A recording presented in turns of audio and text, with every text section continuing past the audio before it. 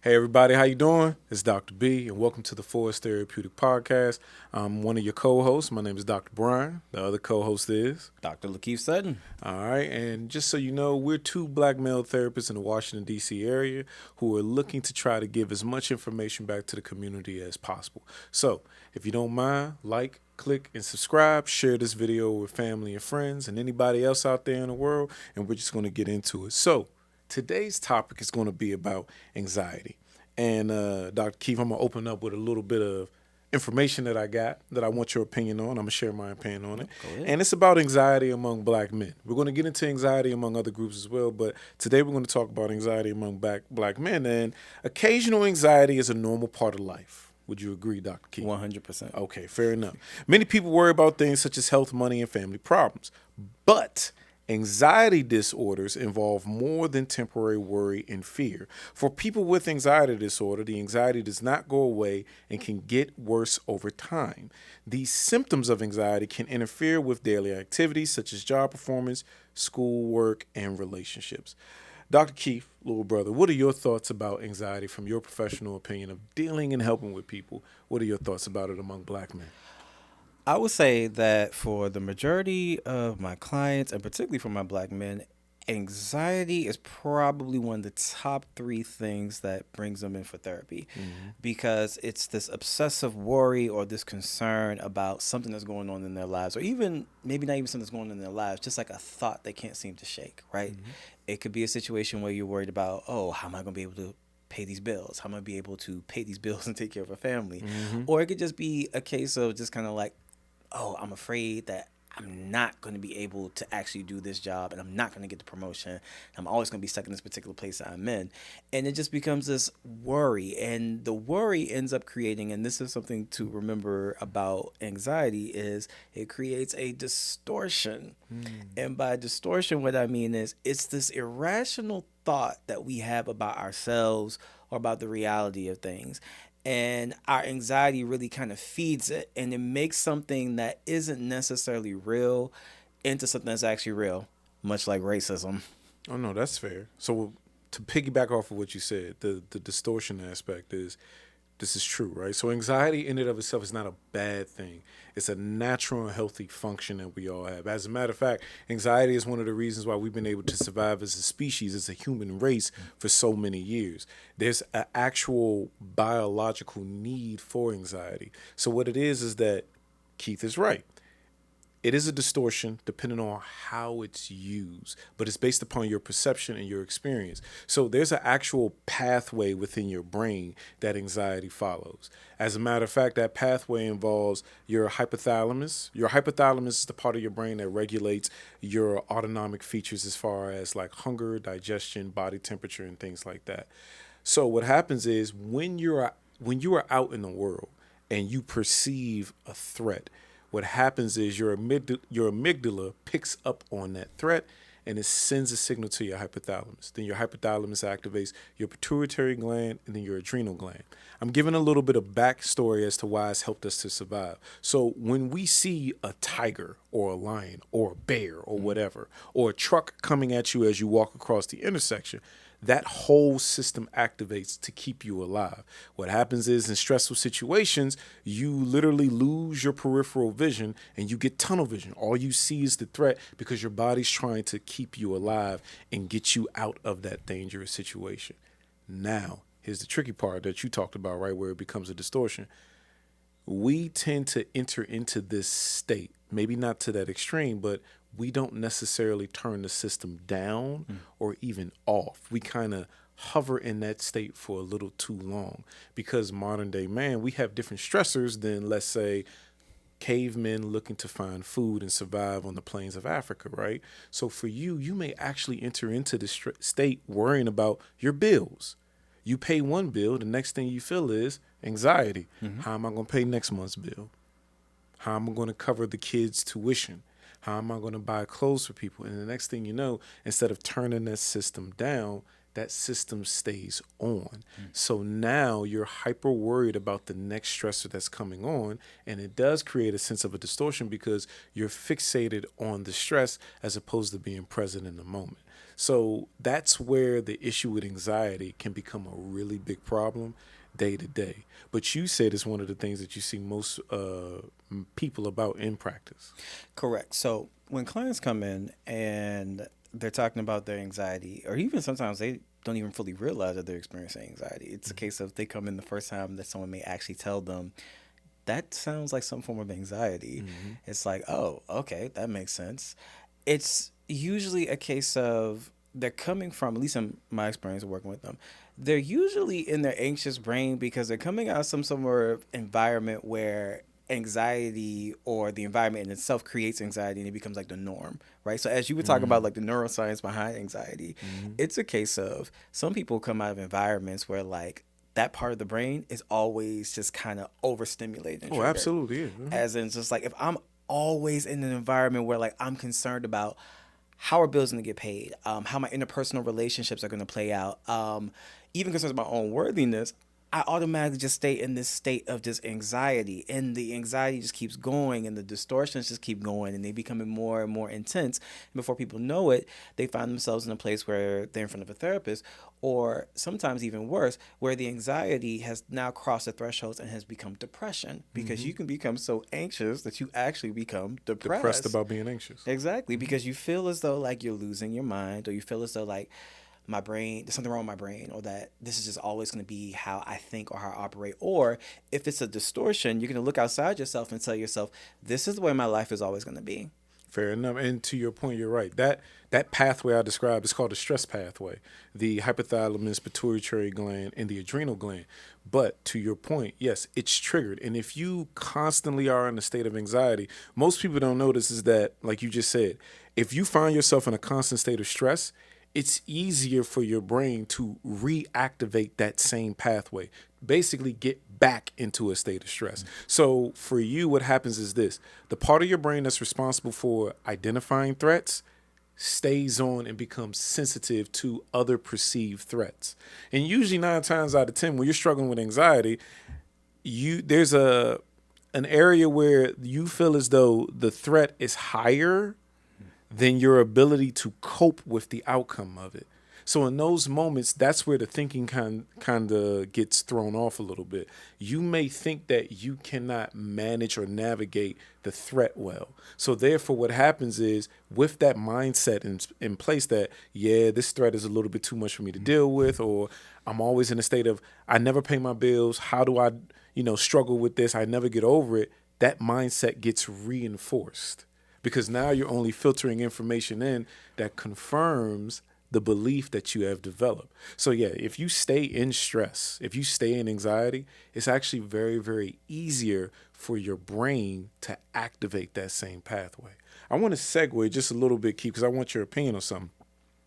The interesting numbers behind it is that 26.4% of black men between ages 18 and 44 who experience daily feelings of anxiety were likely to have used mental health services, compared to 45% of non-Hispanic white men. So from that, we see that black men are underutilizing mental health therapy as opposed to white men are when it comes to anxiety. Why do you think that is? Oh boy, that is a very complex question with a complex answer. But I'll try to simplify it to the best of my abilities. One, resources. It's a case of depending on where you are, where you live, do you have access to a therapist? Is there a community mental health agency? Is there a private practice within your area that you can access, right? And then also that comes down to affordability. Do you have the type of insurance that a clinician with a therapist would actually take? Or do you have the means to pay out of pocket? Are you qualifying for like a Medicaid to be able to pay for therapy? So it's all of that. But then also there is a cultural component to it too. And I don't want to put out there that black people don't value mental health or their mental health, because we do. But I do want to say how we discuss it and how we deal with it sometimes can be the issue.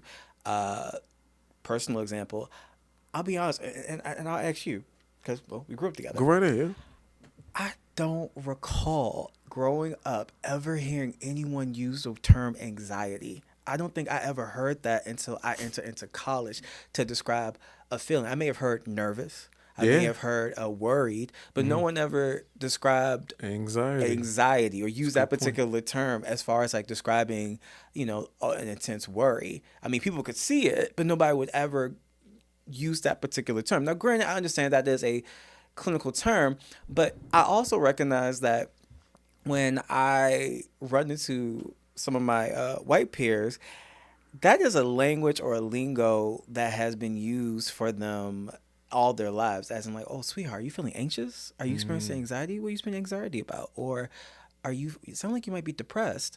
We don't necessarily use those terms. I'm not saying those terms make a big difference, but they do actually help you to name it and label it. Exactly. So you know exactly what you're dealing with. Yes. And I will say the thing about those terms also is the fact that they normalize this idea of mental health. To where so like it can be a comfortable conversation because we know the language, we have the tools. And I often think to myself, outside of I think our generation, the generations prior, nobody was really using this type of language if you're Black. It was just a case of you have your stress, you have your worries. Okay, you could either pray it away, you could get angry about it, you can drink it away, you could do whatever it is, but Lord forbid you actually talk about it in a way that's actually healthy and beneficial. And I think that even though we're moving away from that, we still see the remnants of that in our community. And not to mention the fact that also if you're a Black man, and I'll speak for myself, but I feel like I speak for a lot of other Black men, to where as though anxiety is a feeling that makes you feel vulnerable. And quite frankly, even as a therapist, I don't like feeling vulnerable. No, that's fair. And to your point, so my answer is going to be a stigma and awareness. But to your point, you're right. I don't recall ever hearing the word anxiety. I do recall hearing worry, nervousness, stress, maybe. Although stress is not necessarily an emotional outcome of anxiety. However, I do want to give the previous generation a little bit of grace because you're right. Millennials forward, the research shows that millennials within the Black community are more likely to go see a therapist. I will give them that grace in that regard, but definitely stigma, I think, flows from them as well. Like, for instance, most people, which is something I'm very passionate about, most Black people think that in order to see a therapist, it's got to be something really, really wrong with you. Of course. Yeah, it's got to be like a psychosis, schizophrenia, bipolar disorder, which bipolar disorder is definitely something you can live with and is manageable. Hearing voices, being committed and things like that. And that speaks to the stigma part because by the time you hear that you should go see a therapist, it's usually used in a negative connotation. As in like, I don't know what to do with you, or you're problematic, or there's something wrong with you. So by the time you hear that, you get on the defensive because it's not being used as a suggestion as in like, hey, I'm concerned. Maybe you might want to talk to somebody.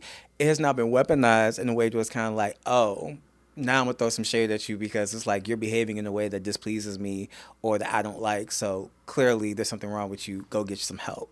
No, I agree with that it is weaponized because people try to use it to try to take a jab at somebody, like you said, like, oh, maybe you need a therapist and something's wrong with you. No, it's not necessarily that anything is wrong with you. You just might need assistance with learning how to navigate something. So I do think there's a stigma there, like the example you gave. Oh, well, you need to go talk to somebody because I can't help you.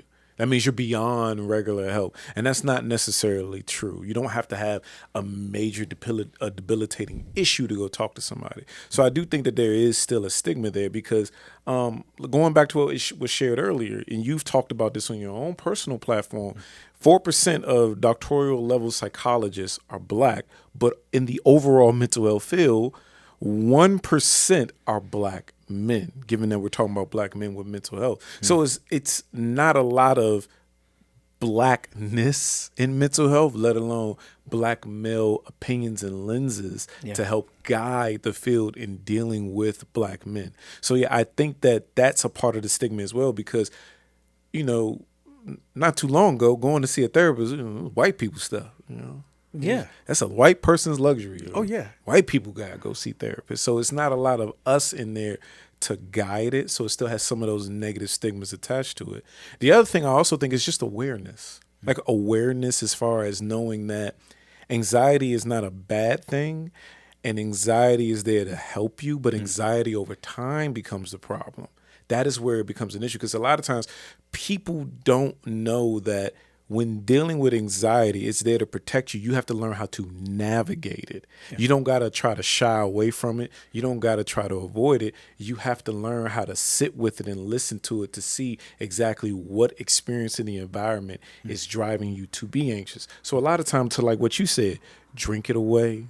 What's that? What was that song by Solange? What was it called? Cranes in the Sky. Cranes in the Sky. Yeah. What did she try? She tried to do everything. She tried to drink it away, sex it away. Mm-hmm. That's when you start, literally going to doing drugs and things like that. Well, yeah.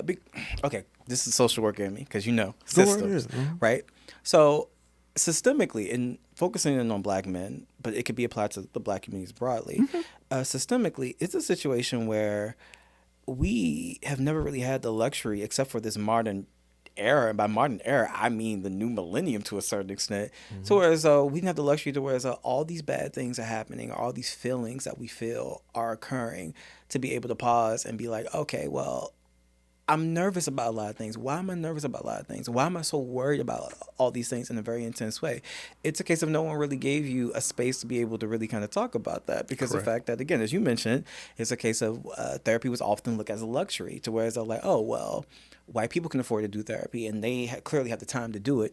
I have to take care of a family. I have to make my community look a certain type of way, which adds another pressure, another layer to the anxiety, right? Mm-hmm. To where so it just wasn't a thing. And I think that amongst Black men in particular, it's still a case of we're still kind of pushing away from that, because it's still a case of being a man in general. It's a case of talking about mental health is a very difficult thing, because it's a very delicate subject, where so it puts us at odds of what it is we're taught is the masculine, right? Mm-hmm. But when you add a racial component to it and being a Black man, it's also not just that case of gender that plays a part in it. It's also a case of now there's another layer of race and the history that comes along with that also shapes the anxiety, that also shapes the inability sometimes to feel like you can talk about it. No, I agree. And that's the thing you said as far as not being given a space to navigate it. I think that is a big part of awareness. Like, for instance, people actually have to be taught how to navigate your anxiety. Because, for instance, like the whole drinking and smoking and things like that, people are trying to turn their system down without giving themselves an opportunity to understand exactly what is making them anxious and then how they want to navigate it. So going back to those definitions that we shared earlier, right? There's the part of where your body is responding to the anxiety, right? The axis that I gave, your hypothalamus, pituitary gland, and your adrenal gland. Mm-hmm. All right. Your body is activating its fight or flight system, and teaching people how to turn it down a little bit so they don't get overwhelmed by anxiety. I think that's one of the reasons why people are driven to go drink at happy hour. You have such a stressful day at work, you want to go out, you want to drink and socialize. I know, I'll find a happy hour. Exactly. To turn that system down. And there's nothing wrong with, wanting to socialize and, have occasional libation or alcohol with it. There's nothing wrong with that. But it's one of those things where most people don't know that you're going to do that by and large because your body is driving you to, we got to do something to calm this system back down. Yeah. So that's one way of helping people to understand that. It's just simple awareness. Like, there are times where the anxiety is your body propelling you. Mm. Your body is propelling you because you're in an anxious state, because your fight or flight system is turned on. The other way is the way you were talking about, right? The cognitive way of the distortion of your perceived way of looking at reality. Do you think you can overcome this stressor or threat that's coming your way? Black people aren't given that space to understand that it's a two-pronged way of dealing with it. Mm. And you can either deal with it by listening to your body and turning the system down via your body. That's also known as the bottom-up way, or listening to your mind and seeing how you're looking at reality, which is called the top-down way. Teaching Black men how to deal with that will go a long way, because most of the time what most Black men don't know is this: your anxiety as a man can manifest in aggression, and now you're being violent, or you'll suppress it to where it manifests into a physical issue. And the more you try to suppress it and you try to cope with it in other ways, the more your body reacts to you not dealing with it. What are your thoughts about that? Well, physical issues, because I want to make sure everyone understands what it is. We already understand physical issues in the sense of like high blood High pressure, blood pressure, heart rate. disease, Yep. even ED, Yeah, erectile dysfunction. erectile dysfunction. You can even have digestive issues because if you are turning on your fight or flight system, your body is pulling blood from certain areas to prepare you to fight or get away. One area it pulls from is your stomach. If you are stressed out enough, your body will pull blood from your stomach because your body thinks that you're about to engage in a fight or an escape. So guess what you don't need to do in that moment? Digest food. Your body is designed to keep you alive no matter what. So what happens is if you end up in a stressful state long enough, your body will pull the blood from your stomach because it's trying to keep you alive. So what happens is your food sits in your stomach. Then you start having acid reflux. You start having digestive issues. You start having buildup of bacteria in your stomach. So these are some of the physical ailments we were talking about. Go right ahead, Keith. Well, no, you're right, because the thing about anxiety and to a certain extent, well, the bigger extent, also depression, is the fact that there's a physical component to it, right? Which I always tell clients whenever we're talking about anxiety, there's going to have to be two areas that we're going to have to focus on. We're going to focus on the physical manifestation of the anxiety, what those symptoms look like, which is also important to talk about. If you're someone who's highly anxious, are we finding ourselves feeling overheated and we're sweating? Do we have dry mouth? Is it a situation where we get dizzy? I had one client where the anxiety manifested so intensely it turned into dropping things, like not being able to hold on to anything, phones, keys, just like shaking and just dropping things. Some people throw up when they're anxious enough. Exactly. So the physical manifestations of that, but then also explaining to them, okay, if there are physical manifestations of that, trying to figure out how to navigate and manage that, sometimes with the help of a medical expert, because one thing I always like to tell everybody, yes, come to your therapist, but also consult with your primary care physician. Yes, I'm sorry, Keith. Black men, go see your doctor. Exactly. Go see I'm one of the ones who don't. All right, I'm being honest. Oh, I do. Go see your doctor. All right, prostate cancer is high among us at a certain age.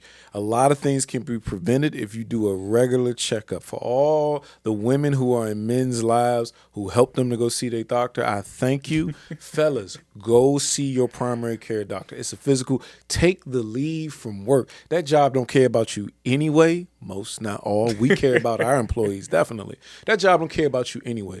Go get yourself checked out. Go ahead, little brother. I'm sorry. No, definitely. So I will also say is in working with your therapist, also work with your primary care physician, because also whenever there's physical components to any disorder, we always encourage you to talk to a doctor, because we want to rule out anything medical, because sometimes something can look like it is something that is maybe pathological, as in like it's just not pathological, I'm sorry, if it's something that's more so going to a case of somatic, Yep. Something that you are experiencing more so in your head and is manifesting physically, but doesn't necessarily have a physical explanation for it, a medical explanation for it. But then there's also situations where you think that, oh, well, no, this is just more so my nerves or my anxiety. And the reality situation is actually something medical.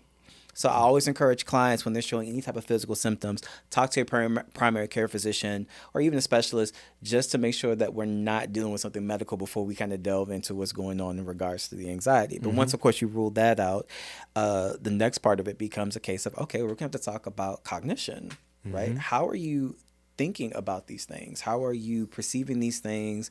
How are they being negotiated within your head? What is that internal dialogue that kind of feeds it? Or to a certain extent, if you have a coping mechanism, what's the type of dialogue that also dismisses it? So letting them know that when we're talking anxiety, it gets addressed on two fronts. What's the physical manifestation of it, and what is the cognitive manifestation of it? As in, what is this dialogue that's going on within your head? No, I agree with that. And to be honest with you, so whenever I help somebody with anxiety, I do try to deal with those two areas, right? The way that you're thinking, and then how do you respond to your bodily sensations? Yes. Because oftentimes, and some of you who are listening, you may have experienced this if you go to see a therapist, we could teach them the cognitive part of it, and they'll do it well. But then all of a sudden it's like, but I still feel anxious, or Dr. B, I don't believe, even though I challenged that thought. Yeah. You know, like, oh, I'm never going to get the promotion, right? Let's say I'm going to give you an example, right? I'm trying to get a promotion at work and I'm nervous that I won't get it. I'm not qualified, right? Yeah. And yet when we sit and analyze how much you actually believe that thought, let's say you only believe it, 60%, right? Yeah. So 40% of it, you don't believe it. But then we go through like the evidence for it and the evidence against. Evidence for and evidence against is a good technique to help you challenge any thinking that may be faulty, right? So we look at, there's more evidence for the fact that you will actually get promoted than not promoted, right? But then they'll know that. We'll sit through therapy and they'll be like, no, yeah, I agree. Actually, I'm more likely to get promoted, but something inside just doesn't feel right. Mm-hmm. So then we deal with that aspect of it in this example, right? So it could just be that your body, that fight or flight system is now turned on to where it's like, yeah, it just hasn't turned back off yet. So like we can cognitively help you deal with what you're thinking about, but then there's a little lag between your body and that stress system catching up to the new belief system. So I help you deal with the way you think about it, and then we go ahead and deal with your body. Mainly is getting your body to turn the system down some. So one way that I help people deal with when they're in an anxious state and their fight or flight system is on is breathing. One of the easiest ways of doing it is breathing. A little breathing exercise where you inhale for 4 seconds and then you exhale for 4 seconds, just a little bit. Yeah. Because what it does is that breathing will actually turn that fight or flight system down just a little bit. And everybody, I want to make this clear. You do not want to turn it off. You don't want to turn off your fight or flight system because it keeps you alive. Mm-hmm. You want to keep it on to a certain degree because it energizes you. The fight or flight system, I don't want to give it a bad connotation because, believe it or not, we activate our fight or flight system when we're having sex. I can believe it. You activate your fight or flight system when you are excited. Like your fight or flight system is on when you're excited and joyous because it grants you energy to get up and go, energy to do things. Yeah. So I don't want it to have a bad name or bad label to it. That's why it's very, very important to teach you or teach people specifically for the purpose of today's episode, Black men, how to navigate it. Yeah. Because, and I don't want to suck up all the oxygen on this, most Black men don't realize that your aggression that you're dealing with is the manifestation of the anxiety that you may be dealing with as well. Yeah. So when you're in a fearful state, your fear turns into anxiety and then you manifest it as aggression. But what were you going to say? Let me ask you this, because I 100% agree with everything you're saying and definitely taking that approach. But I'm curious to know, and again, just drawing from my experience of working with Black men, I kind of feel as though even though we're talking about a very particular form of therapy, cognitive behavioral therapy, when we're talking about addressing anxiety. But I also find myself kind of going into like a psychodynamic or psychoanalytic space because somehow or another, without even prompting it, the conversation kind of shifts to like, okay, so what was the starting point of all of this? Oh, yeah. And then it kind of delves into some really very powerful stories, whether it's something that seems like on the surface is very simplistic or whether it's something that's obviously, wow, this has been a very adverse life that you lived, that I find myself kind of getting the narratives of like, okay, what triggered this and what set it into motion? And then, of course, in trying to manage it and taking that path of whether you're using cognitive behavioral therapy or there's another one called dialectical behavioral therapy, Google, it seems to also kind of weird way take like this psychodynamic approach to it where it's like, oh, well, okay, they want to spend time to kind of talk about, no, I remember the starting point of all of this. Yeah, Black people, in my experience, always want to go back to the past and talk about it. So when Dr. Keith was talking about the psychodynamic approach, he's talking about looking at the all-encompassing person as far as their past that led them up to here. So when we, in the field of mental health, there are more direct approaches that focus on the here and now, CBT being the most prominent one. CBT is the most researched one. It is a very high success rate, but it tends to focus on the here and now more so than the past. So I just wanted to say that so that way everybody can keep up with us as we go forward into the conversation, because when he says psychodynamic, a simplistic way of understanding that is going into people's past. So yes, usually what happens is there's always a trigger to your anxiety because the anxiety it's been classically conditioned or paired with an event from the past, right? So you have an event that happened to you somewhere along the way, right? Whatever that event may be, that event left a mark on you because now you've paired that event with being an anxiety or a threat or a negative event that causes harm to your physical person or how you perceive yourself. Like, for instance, when I say how you perceive yourself, Yeah. if someone verbally disrespects you, that's not a physical threat to your person, but that's a threat to how you view yourself. Facts. Because you, if I'm going to keep it a buck right now, you ain't going to talk to me any type of way you want to. I'm sorry. Sure. I'm saved, ordained, blessed, and everything. Depending on what day of the week it is and how my day been, you not going to talk to me any way you want to. But that's a perceived threat to my sense of self, how I view myself, right? So what happened is that usually somewhere along the line, one event or multiple events have happened to where your amygdala, which is the part of your brain that's the threat detector, your amygdala paired that experience as being negative or threatening. So now when there's similar situations that come that look like that one, you find yourself responding the same way. They don't have to be exact, but it just has to be close. Using the example of disrespect.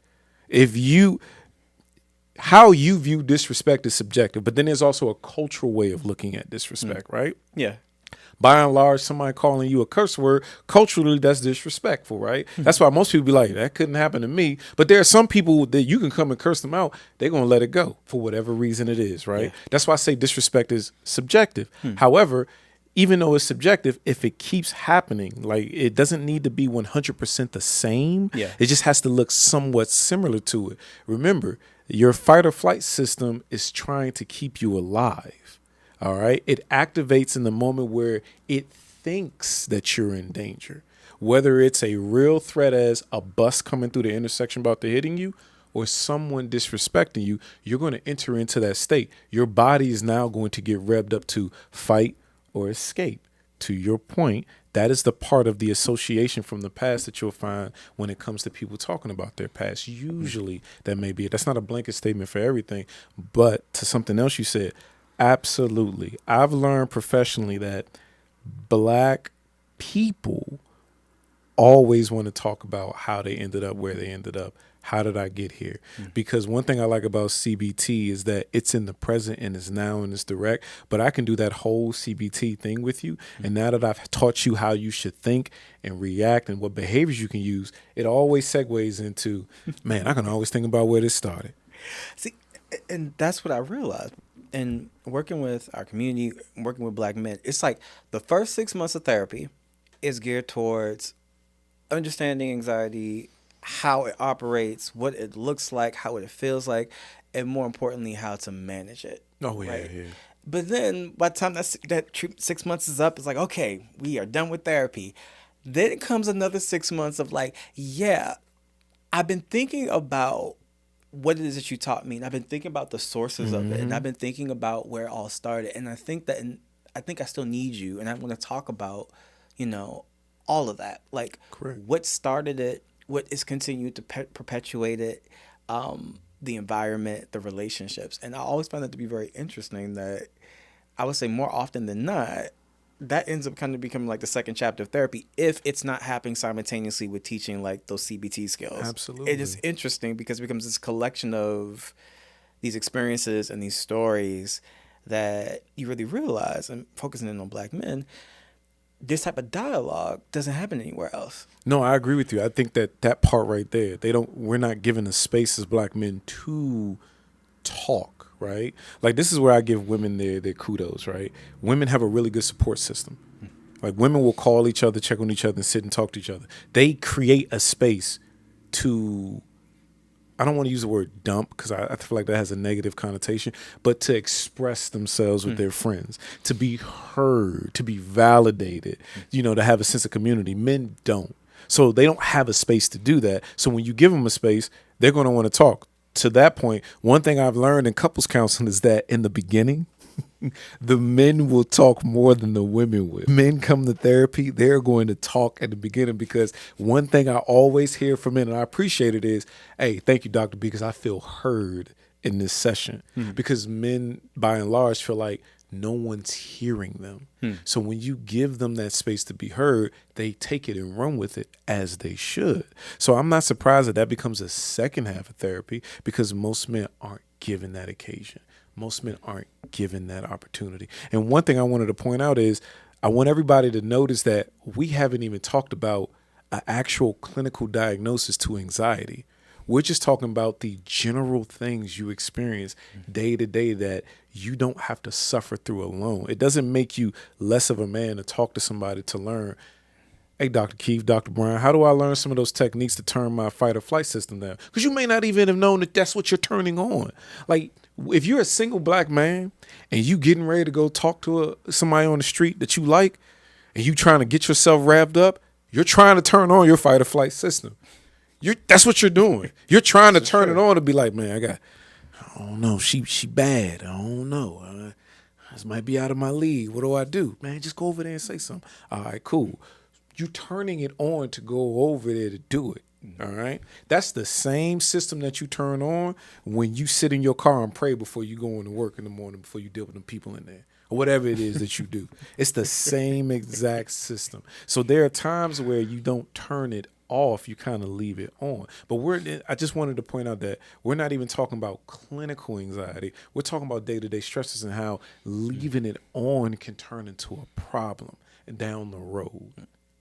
But yeah. But also, to that point, just to let you all know, to piggyback off what my brother said, there are some diagnosable forms of anxiety, which I don't want to go into too much detail about those because I can get a little, for lack of a better term, clinically nerdy as far as like too much description.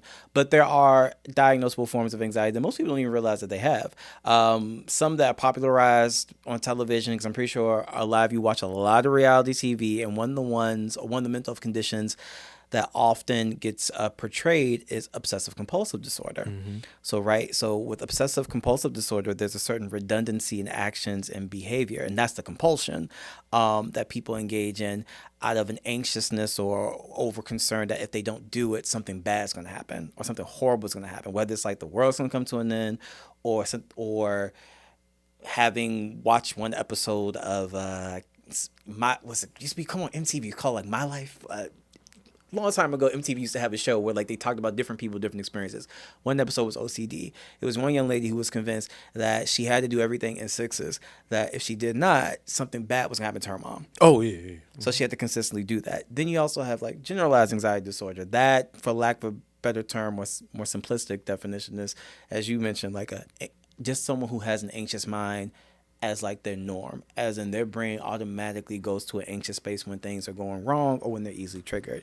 And then, of course, some phobias. Specific phobias. Specific phobias, clamophobia, stares. Thank you, Charlie Brown, because Charlie Brown Christmas reminded me of that definition every year. That's because he was actually traumatized by stares, wasn't he? He wasn't, but Lucy in the cartoon was the fake therapist or psychologist. So she charged like 10 cents.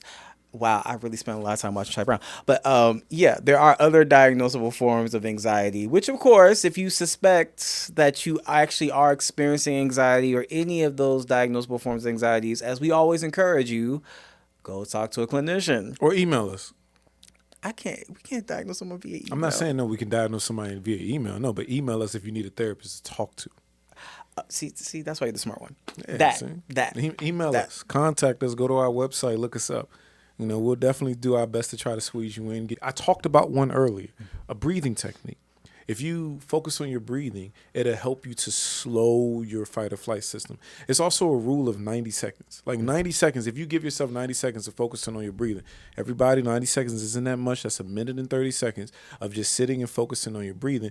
It will turn off on its own naturally, okay? Just give yourself 90 seconds and you'll turn it down. That's when you feel like, for instance, when you're becoming overwhelmed with the urge of anxiety or even wanting to fight and get frustrated.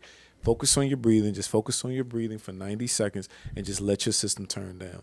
The other thing is what I said earlier. If you feel like you're having an anxious thought, you got to ask yourself, granted, there's more context to it for all our other clinicians out there that watch the show, but ask yourself, is there any evidence to support this thought that I'm thinking? Is there any evidence against this thought that I'm thinking? It gives you a more balanced way of looking at the thought that's causing the anxiety, okay? For instance, will I get promotion? I'm not going to get promoted, and it's making me anxious. Okay, what evidence do you have to support that you won't get promoted? Brainstorm, list it all out. What evidence do you have to support that you will, I'm sorry. What evidence do you have to support that you won't get it? What evidence do you have to support that you actually will get the promotion? That creates a more balanced way of thinking because, like Keith said earlier, it creates a distortion where you're filtering all that information in to support that distortion that you have. Yeah, and also recognizing the physical component of anxiety, which I know my brilliant brother does this very well, and I'm still trying to get there on a consistent basis. Really working out and exercise. Oh, yeah. That is so critical to your physical health, but also your mental health. I can't emphasize that enough. 20 minutes of walking will make a difference in being able to manage your anxiety. Absolutely, it will. And there's definitely a body and mind connection to that. And I can't even go into too much detail because there's so much research out there to really kind of speak to that. So encouraging you all to, whatever your ability is, to move around as much as you can, even if it's just a case of going for a walk, going for a run, or even if it's just a situation of just being able just to gotta, if you're at your desk, do what I do, which is like sometimes I'll pick something up and I'll just kind of pretend like it's a weight and just kind of keep myself going. Definitely get outside. 20 minutes a day of walking is good enough. And also working out, I'm not being funny when I say this, working out, research has shown it actually makes you smarter. It makes you smarter. But with that being said, everybody, we're going to go ahead and bring this to a close. Hopefully you got something out of this video. Like, comment, subscribe, share with your family and friends. And if you're looking for a therapist to talk to, be sure to hit us up on our website at forustherapeutic.org. You can find me and my younger brother's information there as well as all the clinicians that work under us. We have a great team, a great staff that are ready, willing, and able to help you on your healing journey. Take care. Be safe. God bless. See you next week.